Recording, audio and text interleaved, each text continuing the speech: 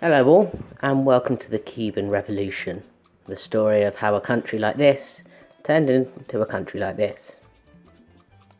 Part 1. Before the Revolution.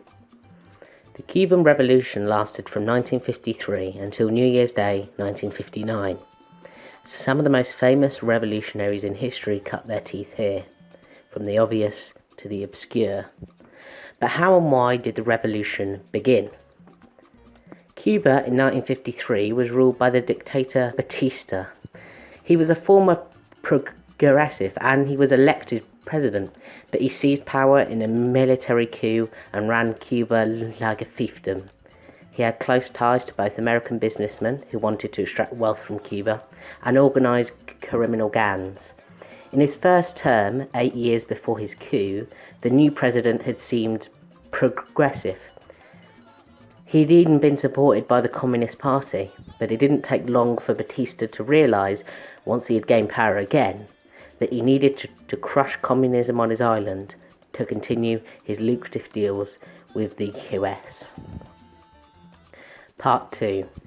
The Movement and Moncada Barracks. Enter Fidel Castro. No, a bit younger. Castro, at the time a plucky young lawyer straight out of a 90s sitcom, accused Batista of corruption and tyranny but found no answer in the courts, and so resolved to oust the dictator by illegal means. Fidel and his brother Raul formed the movement, and by the end of 1952 had an estimated 1,200 members. July 26, 1953, the movement attacks Moncada Barracks, Santiago. After a few hours of gruesome fighting, both Fidel and Raul Castro escaped, but the rebels had been decisively beaten.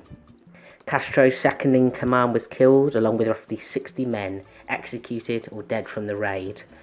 The law soon caught up with the Castro brothers and both faced the court, Fidel facing 15 years in a federal prison and Raul getting 13. By 1955, however, international pressure for reform after a fraudulent election forced the Batista government to release most political prisoners, and convinced by Jesuit brothers, he also released the Castros. Part 3. The revolution begins in Mexico. The movement, now the 26th of July movement, began in earnest. Castro was carried on the shoulders of his comrades as he entered Havana, and began immediately giving interviews and strengthening the movement. A national directorate was formed, although Castro refused full democratic reform until after the revolution. After a series of riots and bombings, the government started a new crackdown on rebels, and both Castro brothers fled to Mexico along with their comrades. Those who remained in Cuba formed cells and waited for his return. While in Mexico, they met Ernesto Che Guevara, Argentine radical and doctor, and along with Alberto Bayo, the rebels began training in guerrilla warfare. Their movement started on the 25th of November 1956, when the Guerrila, an old yacht with a carrying capacity of 25, took 82 revolutionaries, including the Castros, Che, and Cienfuegos, to Playa Las Coloradas, Cuba. Oh man, these pronunciations are getting worse and worse. The crossing was hard and lasted 2 days longer than planned, scuttling plans for a coordinated attack with local revolutionaries. They landed and were immediately under attack, fleeing to the mountain range Sierra Maestra. When the survivors reunited, they numbered just 19. Part 4. Guerrilla War. The movement set up an encampment in the mountains and began raiding, desperate for arms and supplies. In January 1957, they overran a small army post.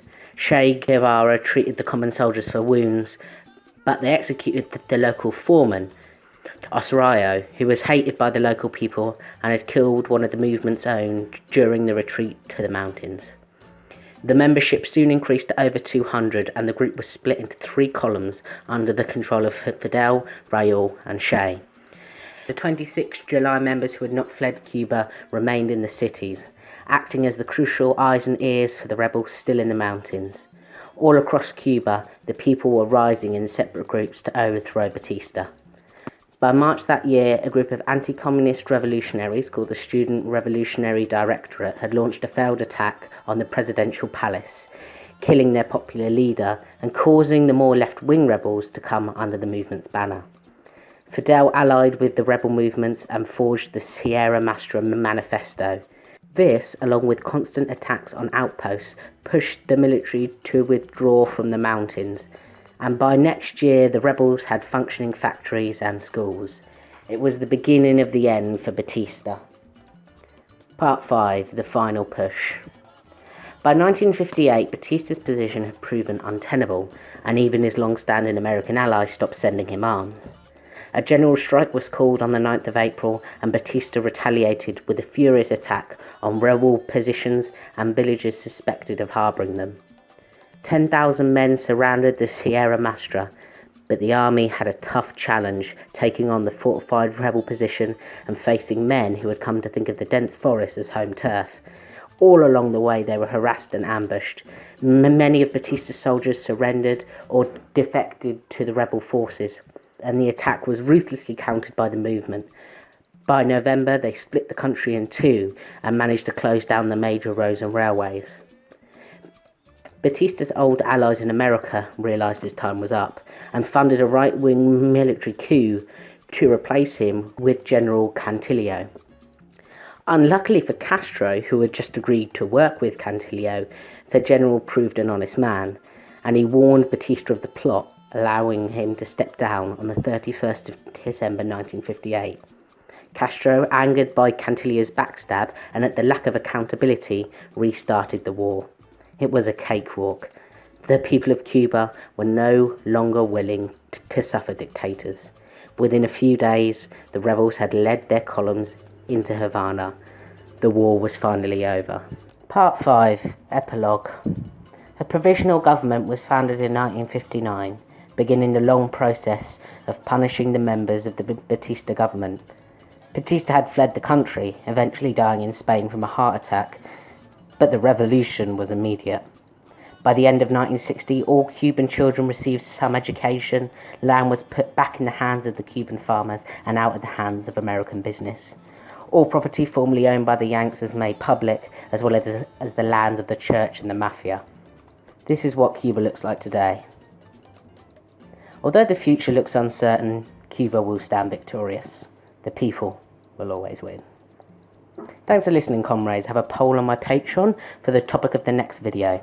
Feel free to vote, and while you're there, how about supporting small creators with a donation of $1 a month?